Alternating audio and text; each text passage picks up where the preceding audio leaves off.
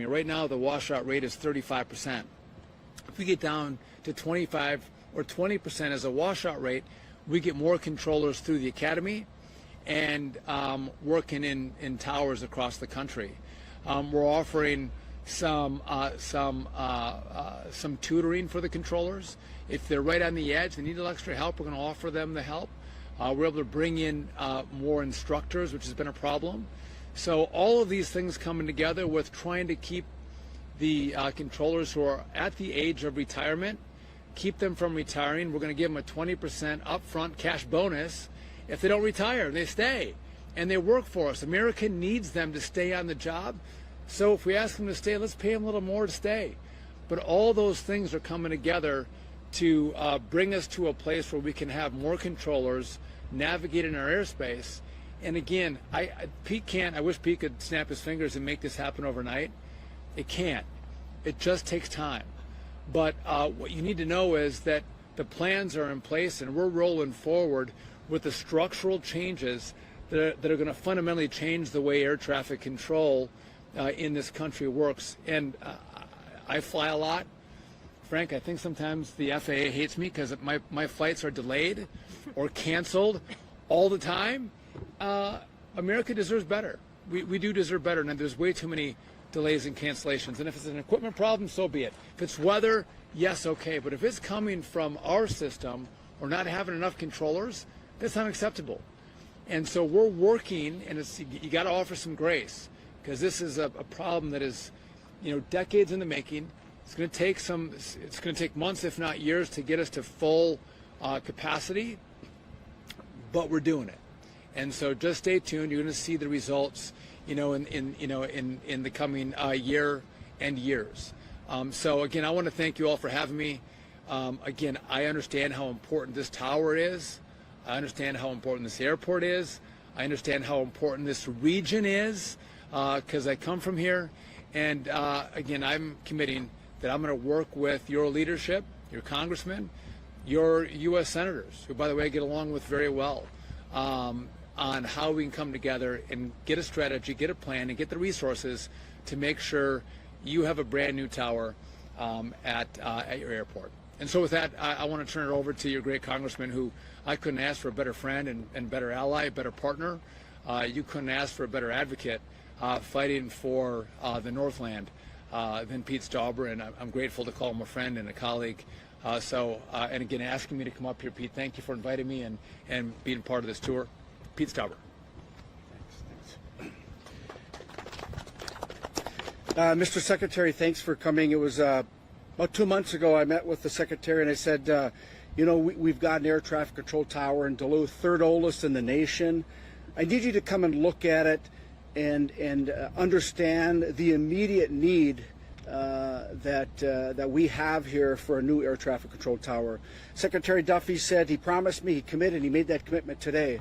I think that when you saw, Secretary, you saw some of the old technology, the basement area that we know floods, the boiler that is on its last leg. This is important for all of us, and for me. Somebody's asked me, how long have you been working on this? I said, since day one after election. It's that important. And we as a region are going to get this done. The Secretary talked about the importance of funding, right? I mean, we had it funded in part of the reconciliation, but the Senate had taken it out. We've got 31 plus billion we're going to go after to improve the air traffic control towers across our nation. But let's get the worst first, okay? The Secretary understands the 148th Fighter Wing is here. We have commercial aircraft coming and going, general aviation, and of course Cirrus and our helicopters in this area. And we want our controllers to be in the state-of-the-art facilities. And so I think that as we work to get funding for this, I know that Tom Werner has committed that once the final funding is in place, it's going to start. There's going to be zero delays, so that's important. That's why we all have to work together. And I want to specifically talk about Natalie Zalesnikar, the representative from Hermantown, who helped secure millions of dollars of funding for this. She understands the value of this air traffic control tower, the value, the economic value that it brings to our region. And so I want to thank Representative Zalesnikar for leading that in the House down in St. Paul. So our job is to we're committed to the additional funding. We're committed to working with all of our partners. And you know, the one big beautiful bill that was passed and signed into law on July 4th, that was a great down payment. Now we're going to continue on with the President's agenda and the Secretary's agenda on making sure that our air traffic control systems, the technology within them, and the workers are the best of the best. We want to, in the United States of America, we want to lead in the gold standard in aviation. We have the people to do it. We have the professionals to do it and the workforce to do it. We just have to work together with the funding. I know not only the airport authority, not only our legislators, not only our Chamber of Commerce in both Hermantown and Duluth, but regionally, we understand the value of these dollars that are going to go increase the technology, increase aviation. For those of you who don't know, general aviation, commercial traffic is up at this airport, especially when the 148th is flying. And we know that air traffic control tower it's going to be 100 and some feet higher. The sight lines are going to be better. The air traffic controllers will not lose sight of aircraft, especially the F-16s during their drill weekends and almost on a daily basis. So I couldn't be more proud to be in this fight. We're going to get it done, but it's going to take all of us together. I'm going to do my part in the United States Congress, House of Representatives, to get it done. So with that being said, thank you all for being here, and I want to turn it over to Frank. All right. Thank you.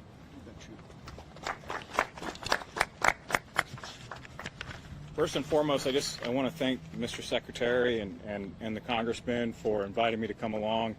Anytime I get an opportunity to see one of our FAA facilities, FAA men, women, the controllers, the technicians, the support staff, it's truly an honor to see the work and professionalism and dedication we see on a daily display. It's absolutely fantastic work. There is challenges for us. Obviously, we have antiquated equipment. This building was built in 1952, over 70 years old. Think how much the aviation industry has changed over the course of the last 70 years. Think how much airspace has changed over the last 70 years as far as competing demands and what we are required to do. The exciting thing is with the antiquated equipment, we have a way and a pathway forward with this new big beautiful bill and this brand new air traffic control system. Controllers will now be afforded the opportunity to work on state-of-the-art technology versus antiquated technology. New radios, new radar, new surface awareness initiative that'll take advantage of the new ADS-B technology that this facility will see very soon. But there's still challenges there because a building of this size doesn't have all the room and the capacity to take on a new tower simulator. Right now it's in the conference room. The conference room was not built for a tower simulator system. But the controllers are making do, and they're doing an outstanding job. To the Secretary's point, we are over 3,000 controllers short. This facility has 10 bright and talented individuals training on air traffic and have advantage of this new TSS system that's actually seeing reduced training times. Our staffing will get better, but we have to be committed. We have to stay forward with our thinking and make sure we're committed to what we want to do because it's the right thing to do. This facility has saw an uptick in traffic of over 10% in 1 year. This year, the traffic demands continue to grow. They're on pace of breaking 150,000 operations, and they serve not just Delta connections and United connections, but the Air National Guard. Cirrus Factory is here, very important to our gross domestic product and what we do. These controllers, these technicians, they support these endeavors. And we have to continue to make sure they have the very best available funding, equipment, and staffing available to them. And for that, I want to thank the congressman and the secretary for making this happen. Yes, it's a challenge, but it's also an exciting opportunity for everyone inside this building, and I too am committed to making sure that this comes true. Thank you, sir. Thank you, sir. With that, I'd like to introduce Tom from the Duluth Airport Authority. Good morning, everybody. Thank you for coming. My name is Tom Warner. I'm the Executive Director here at the Duluth Airport Authority, and I want to extend a heartfelt thanks to the Secretary for coming here today, taking time out of his busy schedule, as one of our chief advocates as well, Congressman Stauber, who has been just a champion not only for this airport but for aviation. Mr. Secretary, here at the airport we share your commitment to aviation safety. It's something that we live by every day, and I want to commend you on your aggressive approach to it since taking office. Thank you very much. Over the last 13 years, we have aggressively approached an infrastructure renewal program, most of it that the public doesn't see on our airfield, but it's incredibly important. This tower initiative over the last few years is just the latest phase of that. It's an incredibly important part of our infrastructure because we know that air commerce can't thrive without great infrastructure. I say often that if you're traveling in and out of Duluth, whether it be on a United flight or in a general aviation aircraft or corporate aircraft, that if you're thinking about the runway, you're thinking about the air traffic control tower and not the loved one you're going to see when you arrive, closing that big business deal on the other end of your trip. You're thinking about the runway or air traffic control tower. We haven't done our job. And so we've been working very, very hard to make sure that our facilities are the best they can be. Obviously, we have challenges, and I really appreciate Secretary and Congressman Stauber's commitment to helping us fix these challenges. They aren't easy. If they would have been easy, we would have done it a long time ago. So, again, I appreciate the commitment to safety, gentlemen, and your leadership on these issues. Thank you very much. Thank you, Tom. We'll take a couple of your questions. Before I do that, though, I just Frank, one thing I don't want. We're going to have money to come for new infrastructure in our facilities across the country. What I don't want to do is I don't want to invest new technology in an old tower that then we have to rip out to put into your new tower. So I think it makes sense that if we're going to invest new technology, let's do it one time, not twice. So let's look at what's needed. So in the long run, we're going to save money on this process. That's number one. Number two, I didn't call Pete before I came up today, but knowing that I was going to Duluth and being from Hayward, I just wore a pair of jeans and a pair of boots, and I fit right in. So I'm very happy with my knowledge of our dress code. I was like, I don't want to wear a suit today. So thank you for wearing your jeans, Pete. I'm grateful for that. The last thing I'm going to mention is we're talking aviation, but I just want to let you all know from the Duluth media perspective that I have been made well aware, and I know the bridge very well. I know the Blotnick Bridge all too well. Since I've been a little kid, I've been traveling across that bridge and fully understand the needs of making sure we get that project going. And by the way, the bipartisan, both states, Democrats and Republicans working together. It's really helpful too when you know the bridge itself. So we're all working and teaming up together. Just want to make sure I'm giving you guys that piece of information as we're talking about, Duluth and Superior. So with that, if you guys have any questions, we're happy to take them. If you don't have any, that's okay. If you want to talk about the Lumberjack World Championships in Hayward, Wisconsin, a couple of weeks ago it went on, I'll talk to you about that. Anything? I'll ask one. Just you did talk about it a little bit, just the importance of it being from a rural community. But if you just want to talk one more time about the importance of this airport for all the rural communities, not just Duluth. Yeah. So I think that's a great question. So obviously this is important to Duluth, and you guys live with this airport in Duluth. But you have to know that this services northern Wisconsin and northern Minnesota, and the small communities that exist in this part of the country rely on this airport to have especially commercial air travel at their fingertips.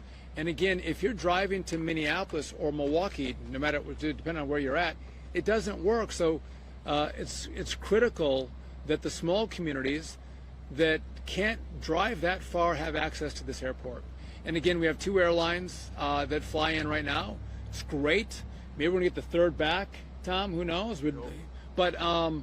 But again, you lose an airport, you lose access. And so again, I think it's a special group of people who understand what rural America is about. and especially this part of rural America, and you have a gut knowledge of how important places like this airport are to people's access to travel, but it's an economic driver. I think, Tom, you mentioned people coming in doing business deals, making investments, or getting out on sales calls. All of that is critical to make sure that we have a vibrant economy. And so it's Duluth, but it's Superior, and it's the broader region that this airport supports. I want to add to that if I can. So you asked about the rural airports.